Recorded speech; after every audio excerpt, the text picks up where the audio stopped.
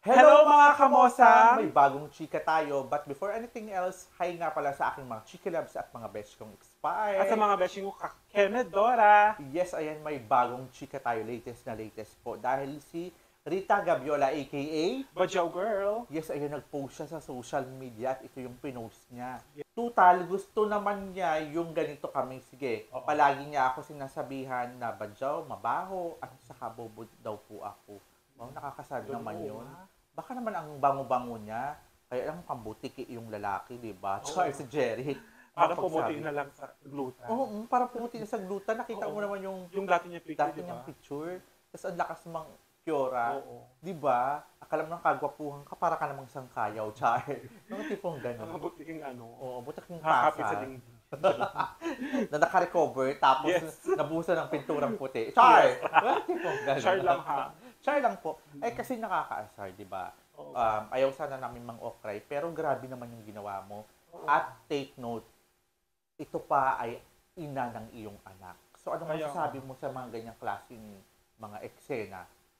Siyempre, ikaw lalaki, may time din naman yung jet li mo is anis. Oo, Maangso. oo, Hindi yung- naman everyday mabango, di ba? Oo, yung Nutriban mo, mabaho din. Diyos Oo, ko. bumabaho din yan. May kupal. Naman, Char. Diyos ko.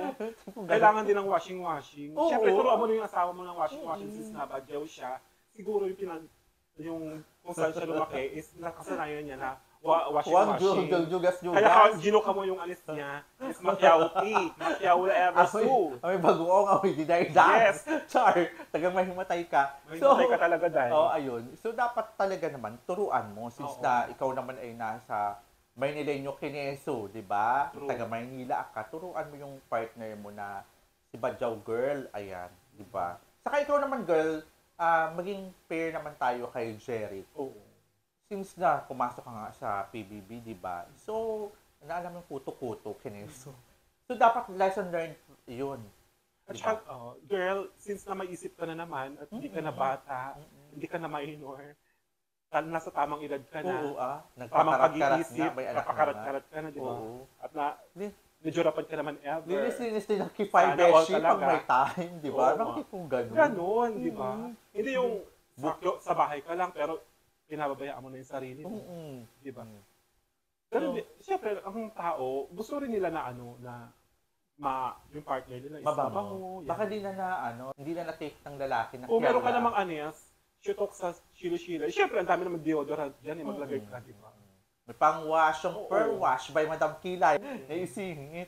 Para, So, bumili para ka. itas mo man yung kamay mo, Mm-mm. hindi ma-dirty, hindi makakyauti yung palms mo. Sana, sa'yo, Jerry, dahil siya naman ay ina ng iyong anak, mag-usap na lang kayo, hindi yung pinapahiya mo siya, isa pa daw, kino-compare daw talaga ito sa kanyang mga exes. Ang sakit-sakit nun, di ba? Parang hindi na healthy. Kino-compare sa mga exes, so, bakit naghiwalay sila ng mga ex niya kung ano man? Feeling ko talagang siya yung may problema. Baka. No? Kasi ba't hinihiwalay siya, tapos at the end of the day, i-compare mo sa exes mo.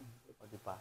Baka mga exes mo, ganun din yung mga sinasabi sa'yo, di ba? Oo. Tungkol sa attitude problem. Attitude problem naman. Lahat naman tayo may attitude problem. Pero feeling ko itong lalaki, kalalaking tao, musa, no? Musa. Napaka-smuso. True. Di ba? Very true. So, ayun, mag-usap na lang po kayo. Anong maipapayo mo kay Miss Rita Gabiola?